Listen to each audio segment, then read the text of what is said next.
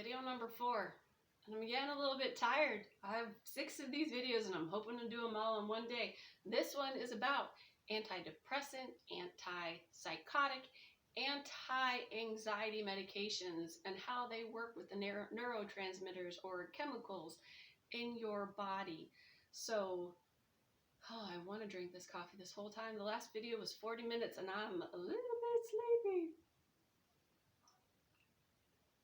So maybe this caffeine will kick in that cortisol.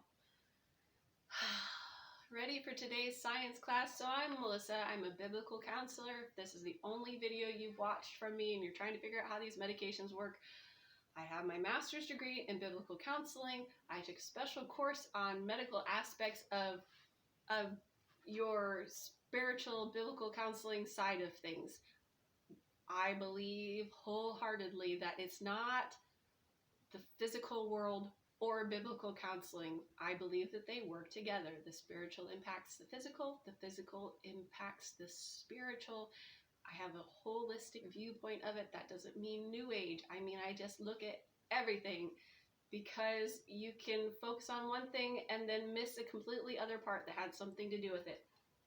So I've done several series. The first series was on mineral imbalance, hormone side of things, adrenal fatigue, PCOS, nervous system calming, mast cell histamine. That was the very first series in this. And then I talked about how to build up your health 1 month at a time, because the slow layered building versus an overhaul of somebody who's already tired, somebody who's already depleted, somebody who already doesn't have enough energy, that won't work. And it's not sustainable. It just tries to teach you 1 month at a time how to get in a state of health. Then in this video series, I'm covering 6 different topics. The first one was the hormonal estrogen, progesterone side of things and how stress impacts your neurotransmitters and hormones and fertility. And then the second one was the 7 physiological triggers and solutions to poor mental health. The third one was what are the neurotransmitters in your body and what do they do? How are they supposed to work? This fourth one is on how prescriptions impact that. The fifth one is your gut health and how your thyroid, liver, and gut and vagus nerve, how they all work together. And the sixth one is specifically just on the importance of liver and liver health and how your liver works and how it impacts all of these hormones and neurotransmitters. So I'm hoping that this video will be a little bit shorter than the last one because it was a lot to cover in that last one, but it's really important to understand, especially before you go on a medication or if you are already on a medication. But that leads me to this very first part of this question. I'm so sorry, I'm going to keep drinking this. Hello. When I was asking the ladies on Instagram at Amazingly Deep Thoughts what they wanted to know about this topic, somebody said, why is there such a stigma in the Christian world about taking antidepressants or anti-anxiety medicine? And that's a great question because there is a stigma for a lot of people who are taking this medication. They don't want to tell anybody about it. They're so almost ashamed to admit that it's like there's something so wrong with me that I have to take medication. I haven't been able to fix it. I am broken. And then not only that, then you say, well, then you've had to go see a psychologist or your doctor acknowledges that there's something mentally wrong with you. You have a mental illness. And I don't necessarily take that terminology or that approach of it, but I see why it happens. I understand why the stigma, because when you say mental illness, you think of somebody wrapped up in a white bodysuit so that they can't move their arms and, electric therapy, and a psych ward, you see all of those things in your mind. But really it's because there's the associations of what I'm going to call brain health, which is just straight up physiology.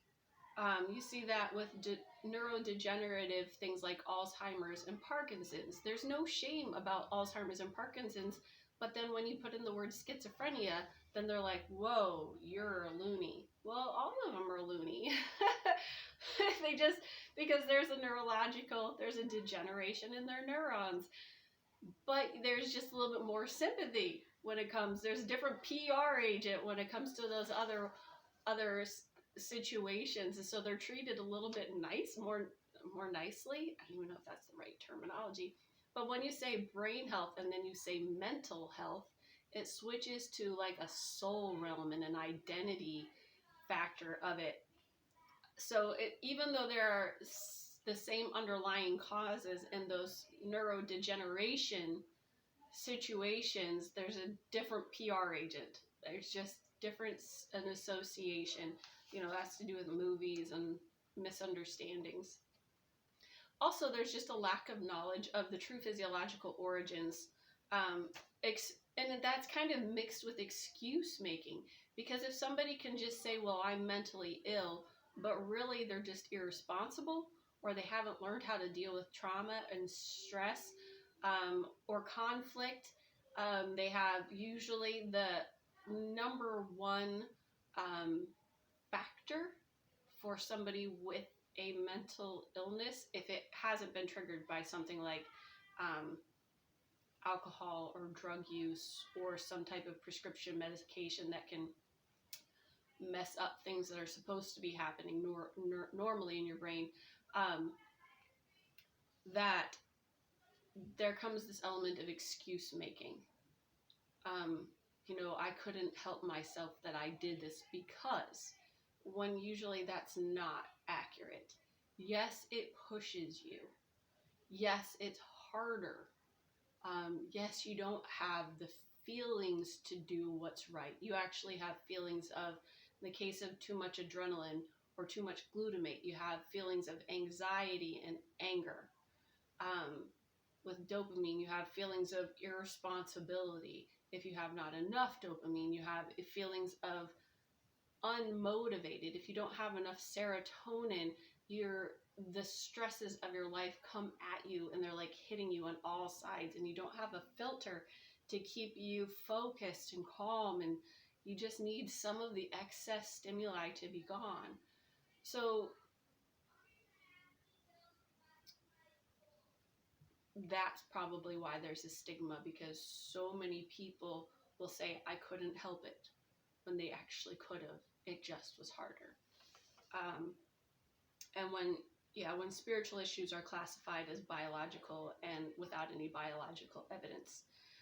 Also, in the case of the fact that not all people most people in the psychiatry world are Freudian, and so they will give you made-up diagnoses that will stop you from taking responsibility for your own life choices and blame it on somebody else or blame it on something that happened to you. It's not your fault. But also, they don't acknowledge the spirit world. So then people get confused about the difference between schizophrenia, which is a dopamine issue, which causes hallucinations, and then things like dissociative identity disorder, which you would see as multiple personalities, which is different than the hallucinations of schizophrenia. But one of the major differences is that schizophrenia can be treated by dopamine inhibitors. It can restore the person back to some semblance of normalcy, except for they're kind of closer to the antihedonism because they don't have dopamine, so they feel flatlined. So that's why they try to give you serotonin, hoping that it will elevate you a little bit without elevating you too much.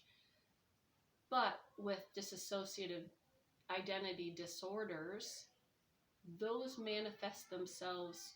You can't treat it with medication. It won't work, so it's usually talk therapy.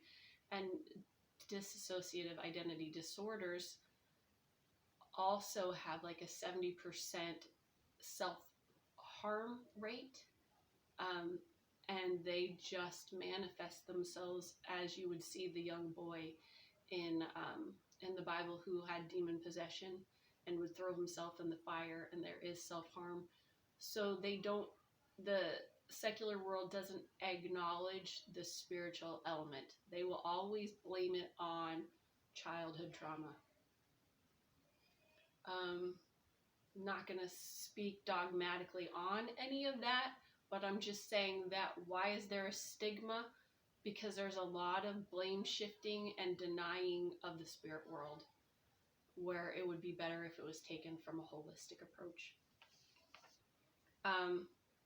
Why do antidepressant, anxiety, and psychotic prescriptions work?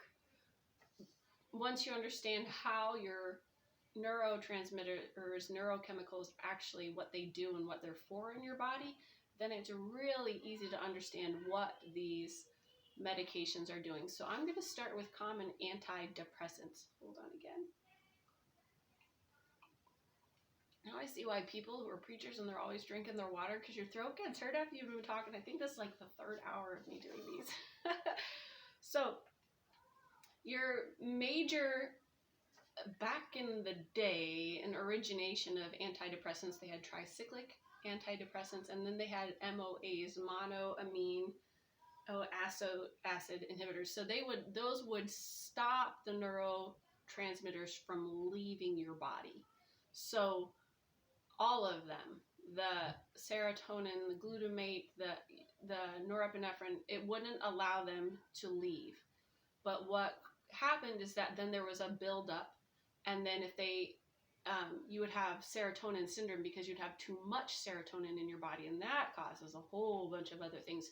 So those aren't really prevalent. So what you see now is SSRIs are very often used. Prozac is an SSRI, a selective serotonin reuptake inhibitor.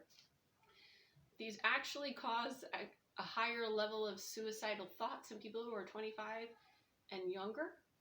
A lot of SSRIs have been blocked in other countries. They're made illegal because of the suicide rate increasing. So that would make you question, why is it an antidepressant if it causes higher levels of suicide? And I think that that's because serotonin all by itself, I talked about in the last video, serotonin, its goal is to build up to a certain level. And during the day, it does good things for your smooth muscle system, your central nervous system. It helps your digestion, which is extremely important.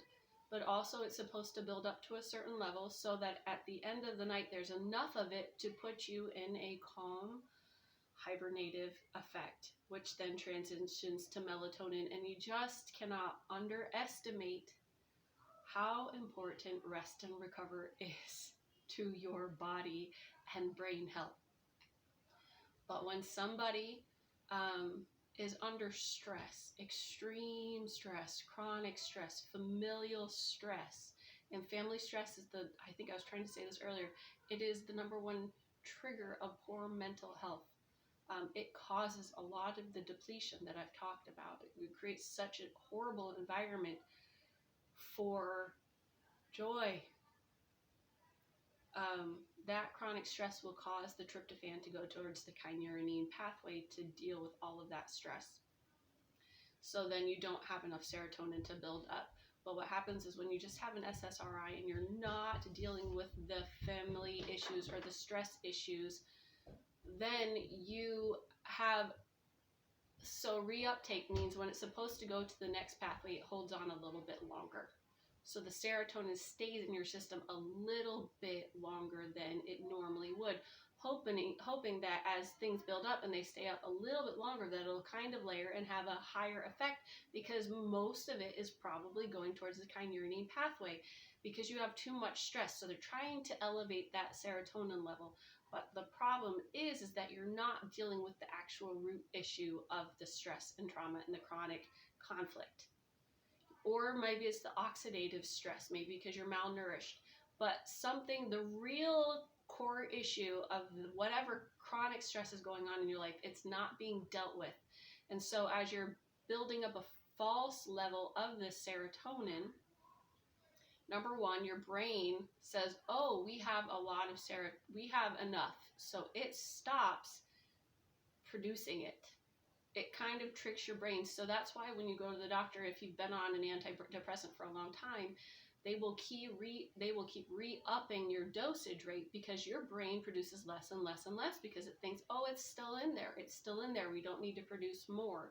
So your brain is producing less, and also because you're holding on to it longer, it's not flipping over into the melatonin like it's supposed to. So you have less rest and recover. You have more interrupted sleep, which is so harmful for your body. It's harmful for the detoxination process at the end of the night. So you have less rest and recovery. You usually have constipation, which causes its own level of neurotransmitter hormone issues, and also you're not dealing with the root core issue. So that's probably why the SSRIs usually have more suicidal rates associated with it. So what you will see more is Effexor, which is an SSNRI, and it's considered for a major depressive disorder because the N in that is norepinephrine. And norepinephrine, it does get you that energy that you need to deal with your problems. Because a lot of time when you have the depletion of your minerals and depletion of the oxygen, and you're just not able to face your day, and your adrenals are depleted, because again, all of this works hand in hand, but the chronic stressors are not dealt with, then they want you to hold on to that norepinephrine a little bit longer. So it's a norepinephrine reuptake inhibitor. It holds what your body has already produced. It holds it a little bit longer. And I made a mistake in the last video saying that serotonin needs tyrosine, but it's not true. Norepinephrine needs tyrosine, which is a component within vitamin C. You need whole food vitamin C to have the tyrosine, and within the tyrosine, it is a transfer of copper throughout your body. You need copper and retinol to produce norepinephrine from, it's part of the process of dopamine to norepinephrine. So dopamine comes first, then and then it transfers to norepinephrine. I'm getting a little bit tired. I'm so sorry. I don't want to delete this video and start over, so I'm going to push through. So the Effexor, the SSNRIs, they affect two brain chemicals. They try to keep that serotonin in there a little bit longer because it's like a water filter. It will try to filter out all that excess stimuli so that you can, kind of in that hibernating effect, only focus on what you need to focus on. And also then you have the norepinephrine to give you that surge of energy to do so. Then you have Wellbutrin type of medications, which are SDNRIs, selective dopamine norepinephrine reuptake inhibitors. So dopamine is the reward factor. Norepinephrine is that drive and that focus that your body needs to do this. And Wellbutrin is usually given to people with the symptoms of ADHD because they are adrenaline motivated. That's just the best way I can describe it. You are not motivated when you don't have adrenaline, or when it's not something that you enjoy and you can just give your all over to it. So then, because you haven't really operated throughout your life on routine, you're more freedom oriented, because you don't have the routines to just get things done, then you are just operating by what is ever the most pressing in front of you. And what this helps you do is retain the reward, the dopamine, a little bit longer in your system to keep you motivated a little bit longer to do what you need to do. But also it keeps the adrenaline in your system a little bit longer, because you really are, if you've been given this as a prescription, it's probably because you feel unmotivated, distracted, and foggy. And what I would probably ask you to do is to focus first on the foggy. What is your metabolism like? What is your thyroid like? What is your adrenal function like? I would probably ask you to start taking your temperatures in the morning and get an oximeter and see what your heart rate is in the morning. Really focus on getting your oxygen moving, getting the adrenals replenished, focusing on potassium and your B vitamins. That's where I would start to try to clear up all of the depletion because you've probably been running on adrenaline for a long time. So you have to deal with the metabolism side of that. Then you have Seroquel, which you're going to go, so that was the antidepressant side of things. I'm going to go into the anti-psychotic side of things, and those are dopamine inhibitors, which is usually given for things like schizophrenia. And what it does is that as the dopamine rises in your body, you have a receptor that allows it to take hold and to give you that feeling of euphoria and reward. And so antipsychotics will actually attach to the receptor. So imagine that a receptor can only accept one thing. And so when the dopamine's coming at it, but the medication has stopped it, the medication actually attaches to that receptor instead. The dopamine can't attach to your brain, so you're not going to have that feeling that you would have felt. So that way you don't get the overabundance and the hallucinations and the ticking and all of the things that come because they have too much in you, like a drug, like LSD, like methamphetamines, that crazy high. But the problem is that if dopamine can't attach to its receptor, you are going to flatline. And that's where you see the struggle with somebody who is recovering or in remission of schizophrenia because of their medication. They also feel like, why am I even alive? And so you will see a higher tendency of people who attempt suicide in that, because they, why am I taking this medication if it's just going to leave me this way? So then you usually have another medication to try to raise things, and it's a battle. It's a real battle. It's heartbreaking. Then you have your anti-anxiety medications, like Xanax. They're under the benzos class. Valium. They're highly addictive because they enhance your GABA activity. And GABA is glutamate is the daytime sensory sunlight memory, getting things flowing side of things, and GABA is when the magnesium and the B vitamins turn it into the calm and rest and recover. And so people will say, it just felt like a warm hug.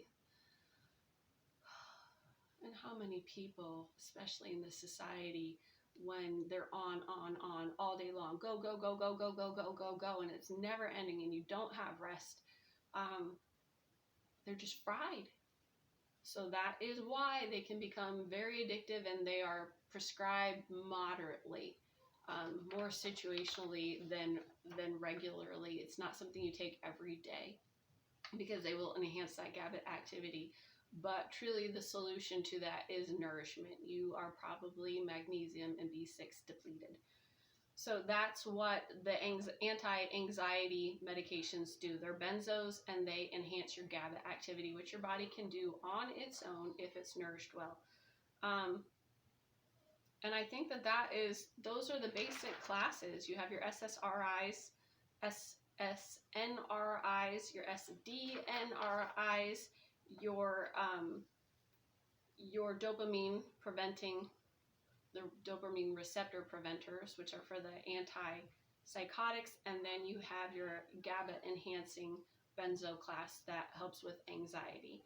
The next video, which I don't think I'm going to do today, I was trying so hard, is on your hormones and your gut and liver and thyroid and vagus nerve and how they all interact. So thanks for sticking with me this far. We're almost there. They all do matter. They all are important, but they can function well with nourishment and rest.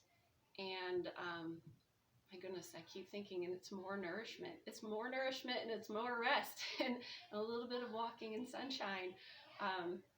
But that does take some effort to make that happen in your day. Nobody can do it all. All right, so I will talk to you later.